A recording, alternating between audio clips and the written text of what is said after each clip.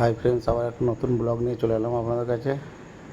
দেখুন, আজকে আমরা দিল্লি এয়ারপোর্টে এসেছি। এখান থেকে এক জায়গায় যাওয়ার আছে আমাদের। কোথায় যাবো সারপ্রাইজ থাক। ব্যাপারটা দেখুন, কত সুন্দর এয়ারপোর্টটা, দিল্লির এয়ারপোর্টটা, গেট নম্বর 7। বাইরের দিকে দৃশ্যটা দেখুন এয়ারপোর্টের, কি সুন্দর লাগছে, খুবই সুন্দর লাগছে না?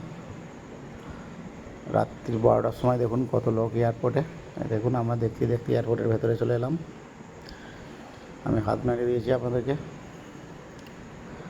দেখুন, ভেতরে আমরা যাচ্ছি, কি সুন্দর, পরিষ্কার পরিচ্ছন্ন একদম। আর একটা চুল পড়ে গেলেও দেখা যাবে, এত পরিষ্কার মানে কথা এয়ারপোর্টের ভেতরে। দেখুন, ভাবলাম এখানে একটা সুন্দর হাতির ভাস্কর্য করা আছে, আপনাদেরকে দেখাই। এইটা সব জিনিস আপনাদেরকে দেখাই, ভাবলাম এটাও দেখাই, কি সুন্দর লাগে। দেখুন, একটা বাচ্চা হাতি, একটা ছোটো বড় হাতি করা আছে। আর দেখুন, দেখতে দেখতে একটা ঘড়ির দোকানে চলে এলাম। ঘড়ির দাম জিজ্ঞেস করছিলাম। এখানে ঘড়ির প্রাইস শুরু হয় 1.5 লাখ টাকা থেকে। দেখুন, দেখতে দেখতে আবার এইদিকে চলে এলাম একটু, পুরোটাই ঘুরে দেখছি আর আপনাদেরকেও দেখাচ্ছি। এয়ারপোর্টের ভেতরে গাছপালা লাগানো আছে, কি সুন্দর। আর দেখুন, এখানে একটা কি সুন্দর ভাস্কর্য করা আছে, খুবই সুন্দর লাগছে। আমি ভালো একটু ফটো তুলে নিই জায়গাটার। এখন দেখতে দেখতে আবার চলন্তমান সিঁড়িতে উঠে পড়েছি আমি। হেঁটে হেঁটে পায়ে ব্যথা হয়ে গেছে। দেখা যাক সিঁড়িটা আমাদেরকে কতদূর নিয়ে যেতে পারে। দেখুন, কি সুন্দর সবুজ সবুজ গাছপালা, বাইরেটা কি সুন্দর দেখুন। দেখুন, আমরা যাচ্ছি। চলন্তমান সিঁড়ি আর শেষ হচ্ছে না। দেখুন, এবার আমরা নেমে পড়বো সিঁড়ি থেকে, আবার হাঁটতে থাকবো। আমাদের গেট নম্বর 39 ছিল। গেট নম্বর 39 আমরা ফাইনালি চলে এসেছি। এবার একটুখানি বসবো।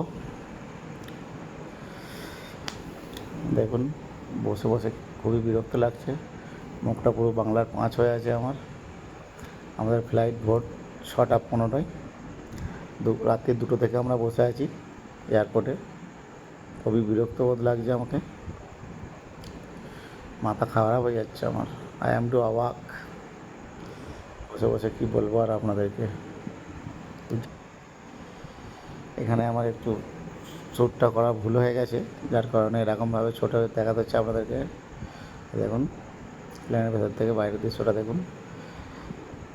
দেখুন, দেখুন, দেখতে দেখতে আমরা চলে এসেছি আবার এই জায়গায়, আমাদের শহর, প্রাণের শহর কলকাতা। কলকাতা এয়ারপোর্ট নেমে পড়েছি আমরা এখানে।